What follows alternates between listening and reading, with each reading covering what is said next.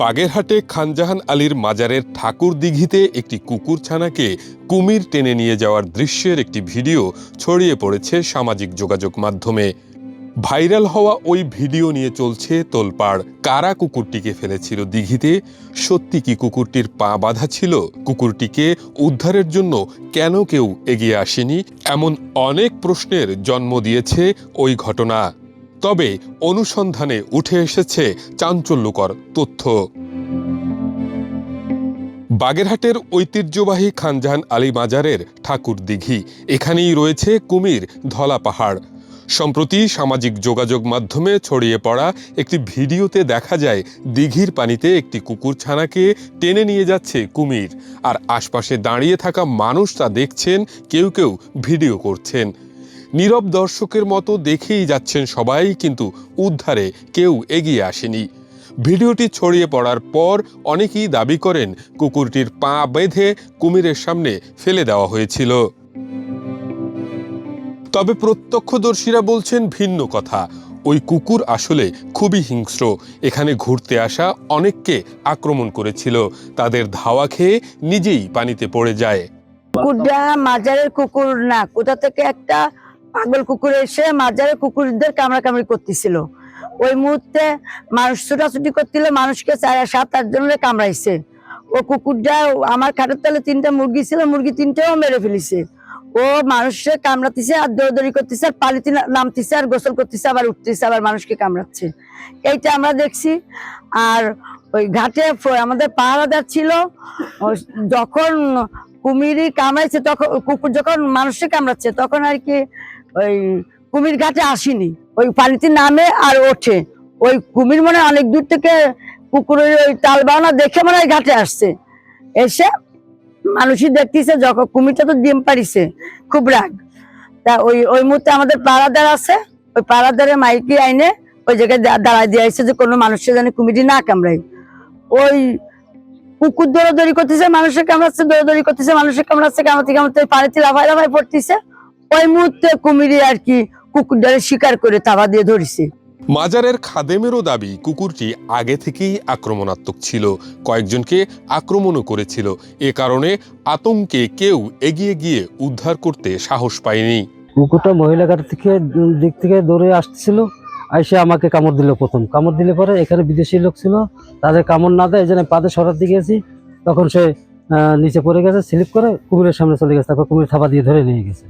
যারা এগুলো প্রচার করতেছে তারা মিথ্যা তো বলছে। আসলে কুকুর পড়ে গেছে, ঝাড়া দিলে কুকুর পড়ে গেছে নিচে, তো বাইরেও দিলে আর সামনে কেউ ফেলে যাবে, সমস্ত মিথ্যা প্রচার করতেছে। গত বুধবারে এখানে একটা কুকুরের বাচ্চা, সে কুকুরের বাচ্চা এখানে স্থানীয় মানে সবসময় দেখা যায় না, নতুন আসছে মনে হয়।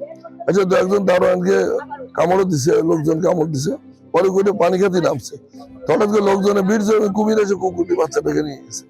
এটা সামাজিক যোগাযোগ মাধ্যমে কেউ কেউ প্রচার করতেছে, তা পা বেঁধে পাঠানো ভালো কুমিরের সামনে দেওয়া হয়েছে। প্রকৃতপক্ষে এরকম কোনো ঘটনা আমরা খোঁজ করে দেখছি সত্য না, এবং এই বিষয়টা আমরা প্রশাসনকে আমরা জানাচ্ছি, তারাও তদন্ত করতেছে। আর কুমিরি বা কুকুরের বাচ্চা কুমিরকে দেবে কেন? এটা তো নিঃসন্দেহ গৃহীত কাজ। আমরা মনে করি যে আমরা খোঁজ খবর নিয়ে দেখেন, এসব যদি কেউ জড়িত তার বিচার হওয়া উচিত। আর আমরা এই ধরনের কাজে, আমরা এই ধরনের কাজের সাথে কেউ জড়িত না। আমরা 550-600 বছর ধরে আমরা এই এলাকা ধরে রাখছি। এই এই এই ঐতিহ্য আমাদের বাগেরহাটের সব মানুষের। তাকে আমরা এরকম একটা খারাপ কাজের সাথে আমাদের এলাকার লোক জড়িত মানে দেওয়া মানি না। এটা অনাকাঙ্ক্ষিত ঘটনা। এটা কুমির হিংস্র প্রাণী, কুকুর হোক আর মানুষ হোক, মানুষ গেলেও তো অনেক সময় ধরে, এরকম ইতিহাস বহু আছে, অনেকে প্রাণও গেছে। কাজে এই কুকুর দেওয়ার, হাত পা বেঁধে দেওয়ার বিষয়টি সত্য না। কাজে আপনারা খোঁজ খবর নিয়ে দেখেন।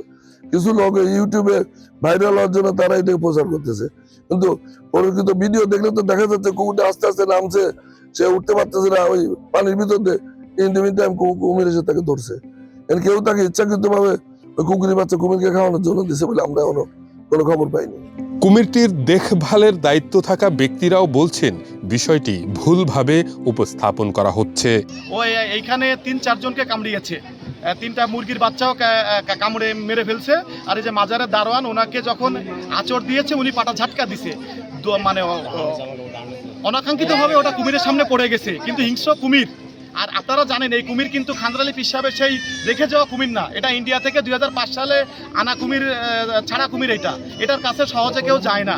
তা আপনারা, আমি বলবো আপনারা কেউ বিভ্রান্তিতে পড়বেন না, এবং মাজারের যে একটা দুর্নাম বা বদনাম হইতেছে, এটা থেকে আমি আমার জায়গা থেকে যারা এই দুর্নাম বা বদনাম করতেছে তাদের বিচার চাই। অ্যাকচুয়ালি কুকুরটি পাগলা কুকুরে পরিণত হয়েছিল এবং কয়েকজনকে কামড়েছে, এবং ওখানে একজন নৈশ প্রহরীকে তাকে আঁচড়ও দিয়েছে। তো ফলে কুকুর ওই দৌড়াদৌড়ি করে ঘাটে আসছিল, অথবা যে কোনো কারণে সে নামছে, তখন কুমির তাকে ধরেছে, ধরে খানিকক্ষণ পরে তাকে ছেড়ে দিয়েছে এবং কুকুরটি মারা গিয়েছে।